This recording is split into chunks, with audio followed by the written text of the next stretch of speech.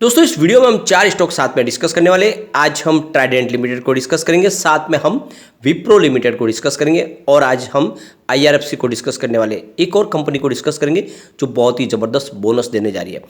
Trident limited के stock में आने वाले समय में एक ज़बरदस्त तेजी का दौर शुरू हो सकता है और इसके पीछे वजह यह है कि प्रमोटर लगातार अपने शेयर फिर से बढ़ाने लगे, यानी अपनी होल्डिंग को बढ़ा के अपर लिमिट पर लेके जाने देते 75% तक।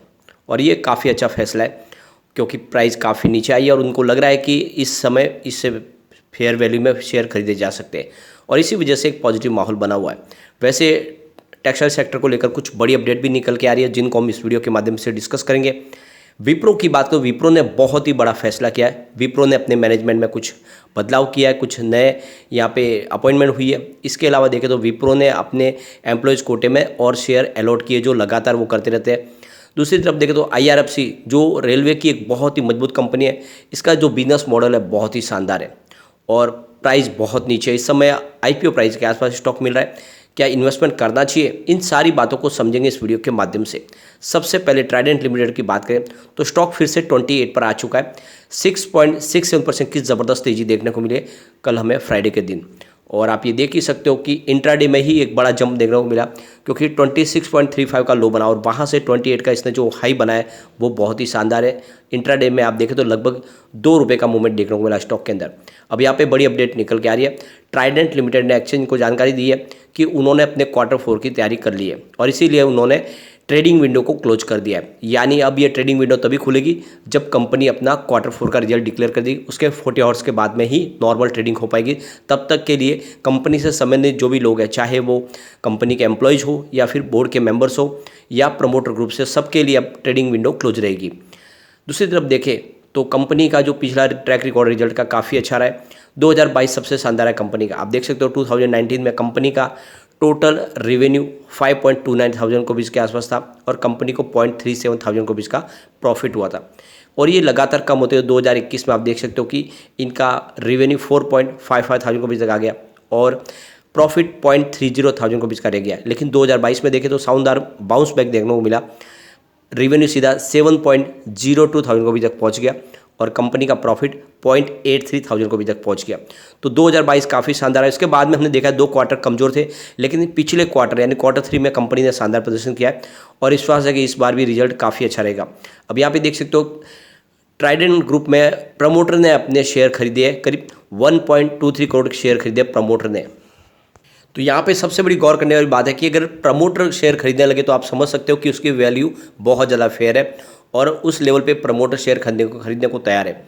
अब कंपनी के कारोबार की बात करें तो कंपनी का बेड लेन देन और बाथ लेन देन का बिजनेस है। इसके अलावा कंपनी टेक्सटाइल सेक्टर में बहुत तेज़ी से अपने कारोबार को बढ़ा रही है। कंपनी का केमिकल डिवीजन भी है और पेपर सेगमेंट भी है और स्पेशली 50% इनका बिजनेस USA और यूरोपियन कंट्री से आता है और वहाँ पे थोड़ी प्रॉब्लम शुरू है। इसी वजह से इसका बिजनेस भी आपको थोड़ा सा कम होता हुआ दिखाई देगा, लेकिन जल्दी यहाँ पे एक तेज़ी का दौर शुरू हो सकता है और ऐसे में ट्राइडेंट में इस समय इन्वेस्टमेंट किया जा सकता है। सबसे बड़ी बात है कि स्टॉक ऑलरेडी बहुत ज़्यादा करेक्ट हो चुका है। 70 की हाई बना के इस समय अगर आप देखें तो स्टॉक 28 के आसपास है। इन्वेस्टमेंट के लिए एक सही मौका है। यहाँ पे एक बड़ी अपडेट निकल के आ रही है। यहाँ पे टेक्सटाइल सेक्टर के लिए यूनियन गवर्नमेंट ने एक नई फॉरेन पॉलिसी लागू की है और इस फॉरेन पॉलिसी के माध्यम से ज़्यादा मात्रा में एक्सपोर्ट कर पाएंगे और जो इसमें कमी थी उस कमी में बदलाव किया है। इस नई पॉलिसी के दम पे ग्लोबल चैलेंजेस को फेस किया जा सकता है। जो भी टेक्सटाइल सेक्टर है वो तेज़ी से अपने कारोबार को आगे बढ़ा पाएंगे। तो कुल मिला के ये जो नई ट्रेड पॉलिसी है ये काफ़ी ज़्यादा फायदेमंद होनी है एक्सपोर्ट के बिजनेस के लिए और स्पेशली ट्राइडेंट जो 50% एक्सपोर्ट का कारोबार करे उनके लिए तो ये एक वरदान साबित होने वाली है। इसके अलावा टेक्सटाइल सेक्टर के लिए एक बड़ी गुड न्यूज़ निकल के आ रही है। सरकार ने जो मशीनरीज के ऊपर कस्टम ड्यूटी थी उसमें जो कंसेशन है उसको फिर से बढ़ा दिया है। सबसे बड़ी बात है कि 31 मार्च 2023 यानी आज से ये जो कस्टम ड्यूटी पे जो 8.25% का जो कस्टम ड्यूटी पे जो चार्ज है वो लगने वाला था, लेकिन सरकार ने उस पर कंसेशन को आगे बढ़ा दिया है। यानी आने वाले समय में भी जो कंसेशन है वो जारी रहेगा। तो फिलहाल 2025 तक के लिए मशीनरीज के ऊपर कस्टम ड्यूटी है, तो इसमें आप देखें तो कंसेशन है ये आगे भी जारी रहेगा और ये काफ़ी बड़ा फैसला है जो सरकार ने लिया है और इंडस्ट्रीज ने इसको वेलकम किया है। तो सरकार की तरफ से जो डिसीजन लिया गया है वो काफ़ी शानदार है और इस वजह से इस सेक्टर को एक बड़ा बूस्ट मिल सकता है क्योंकि टेक्सटाइल सेक्टर इस समय काफ़ी दबाव में है। स्पेशली देखें तो एक्सपोर्ट का कारोबार काफ़ी ज़्यादा ठप हुआ है जब से रसिया यूक्रेन का युद्ध शुरू हुआ और इन्फ्लेशन की प्रॉब्लम्स हुई है US में।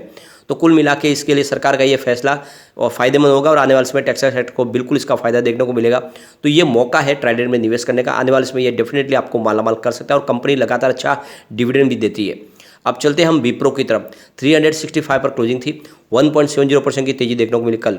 यहाँ पे विप्रो ने एक बड़ा डिसीजन लिया है, इन्होंने अपने एम्प्लॉय स्कीम के तहत 69,628 स्टॉक जो है वो इक्विटी शेयर अपने एम्प्लॉयज़ को जारी किए और लगातार विप्रो अपने एम्प्लॉयज़ को शेयर जारी करते रहते हैं कंपनी से और ये उनके लिए एक्स्ट्रा बेनिफिट होता है। अब यहाँ पे विप्रो की तरफ से एक बड़ा फैसला और किया गया है, यहाँ पे देख सकते हो बादरी श्रीनिवासन जो विप्रो के इंडिया और south east Asia business head बनेंगे। अब तो बादरी श्रीनिवासन भी फिलहाल Asia Pacific, middle east, India और अफ्रीका के बिजनेस को लीड करेंगे। बादरी श्रीनिवासन ने जनवरी 2022 में विप्रो को ज्वाइन किया था। एज ए एमडी थे वो साउथ ईस्ट एशिया के और उनके कारोबार को करने के तरीक़ों को देख के यहाँ पे उनको अब एक तरह से बड़ा एक प्रमोशन दिया गया और पूरा एरिया आप देखें तो ये एशिया पैसिफिक, इसके अलावा देखें तो मिडिल ईस्ट और ये एरिया भी अब उनके कंट्रोल में आ चुका है और उनके एक्सपीरियंस का लाभ मिलने वाला है विप्रो को। इससे पहले भी विप्रो ने मैनेजमेंट में बहुत सारा बदलाव किया है, इसके अलावा अपने बिजनेस को 4 पार्ट में डिवाइड भी किया है। विप्रो का ये जो सारा फैसला है ये आने वाले समय विप्रो में एक शानदार तेजी ला सकता है।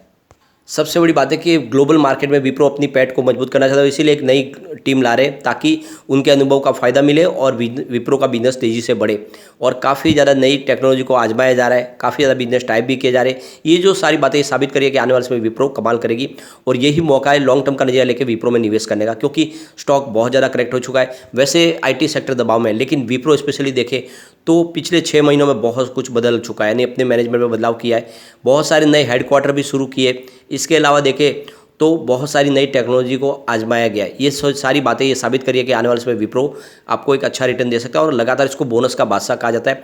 जल्दी हो सकता है कि विप्रो की तरफ से बोनस का ऐलान भी हो, तो बिल्कुल एक विप्रो में निवेश का मौका है।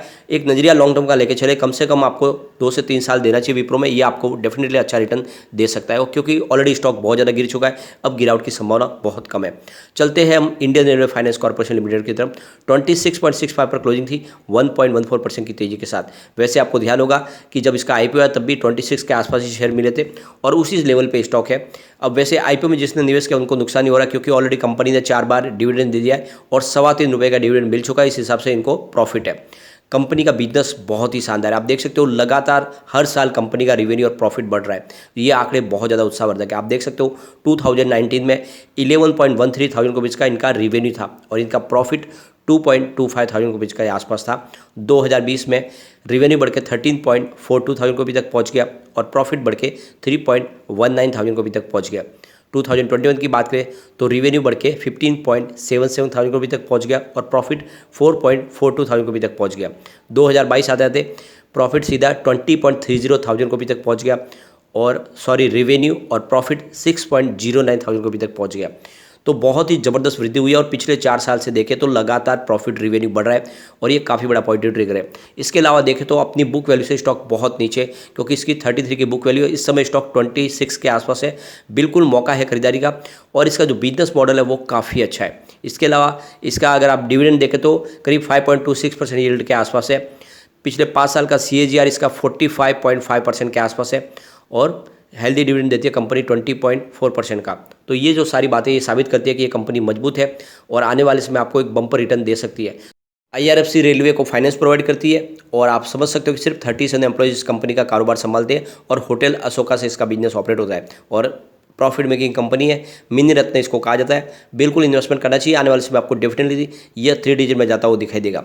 अब हम चलेंगे उस स्टॉक की तरफ जो आपको बहुत ही शानदार बोनस देने जा रहे हैं। तो हम यहाँ पे बात कर रहे हैं जेट इंफ्रा वेंचर्स लिमिटेड की। 28.61 पर क्लोजिंग थी और पिछले 5 दिन में ये 29% दौड़ चुका है। ज़बरदस्त यहाँ से एक बाउंस बैक देखने को मिल रहा है और ये एक छोटा पेनी स्टॉक है जो कमाल करने को तैयार है। अब जेट इंफ्रा वेंचर की बात करें तो यह महाराष्ट्र और गुजरात में काम करने वाली इंफ्रास्ट्रक्चर कंपनी है जो काफ़ी बड़े रेसिडेंशियल प्रोजेक्ट बना रही है और काफ़ी इसका मजबूत कामकाज है। अब यहाँ पे कंपनी देने जा रही है बोनस, तो यहाँ पे देख सकते हो कंपनी एक शेयर के ऊपर एक शेयर बोनस दे रही है। इसकी एक्स बोनस डेट है 21/4/2023 और रिकॉर्ड डेट भी है 21/4/2023, यानी आपको 21 अप्रैल के पहले पहले आपके डीमैट अकाउंट में शेयर आ जाने चाहिए।